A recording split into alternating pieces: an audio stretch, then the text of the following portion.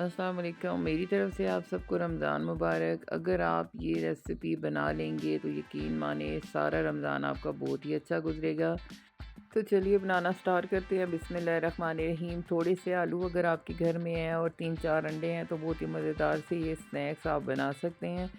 तो देखिए मैंने आलू भी बॉयल करने के लिए रखे हुए हैं और साथ ही उसके अंडे भी डाल दिए हैं। अंडों को हमने धो के अच्छे तरीके से डालना है। आलू आपको पता है आलू और अंडे बहुत ही जल्दी से गल जाते हैं। आलूओं को मैंने ठंडा कर लिया है और अच्छे तरीके से इसको मैश कर दिया है। बाकी ये जो घर में मसाले हमारे बेसिक मसाले होते हैं वही मैंने डाले हैं। इन मसालों को भी डाल के अच्छे तरीके से मिक्स कर देंगे ताकि कोई भी इसमें गुठली वगैरह ना हो। आप मैशर से भी मैश कर सकते हैं।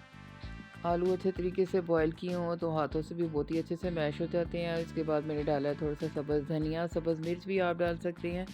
बच्चों के लिए अगर बना रहे हैं तो फिर सब्ज़ मिर्च को आप स्किप कर सकते हैं। साबुत धनिया जो होता है वो मैंने थोड़ा सा क्रश करके डाला है, थोड़ा हल्का सा पीस के बस इसको डालना है, ज़्यादा इसको पाउडर नहीं बनाना। तो सारी चीज़ें अच्छे से मिक्स हो गई हैं। थोड़ा सा आलू वाला बैटर लेंगे। अंडों को भी मैंने बॉयल करके अच्छे तरीके से इनको काट लिया है। आप छोटे बड़े साइज़ जैसे भी हों आप बना सकते हैं।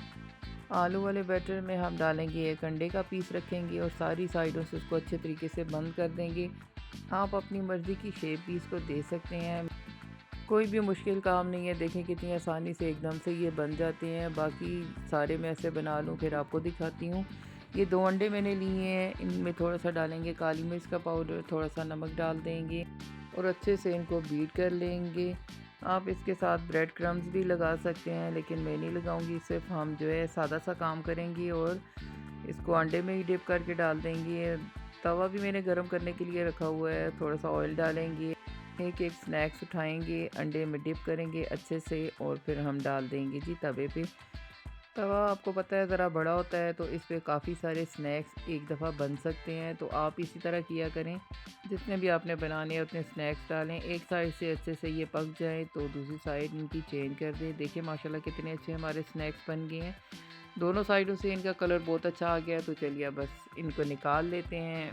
मेरी वीडियो अच्छी लगी हो तो प्लीज़ मेरी वीडियो को लाइक करें। चैनल पे नए हैं तो चैनल को भी सब्सक्राइब कर दें। बेल आइकन भी ज़रूर प्रेस करें ताकि मैं जब भी कोई नई वीडियो लगाऊं उसका नोटिफिकेशन सबसे पहले आपको जाए। मेरी रेसिपी को ट्राई करो, खाओ पियो, एंजॉय करो। अल्लाह हाफिज़।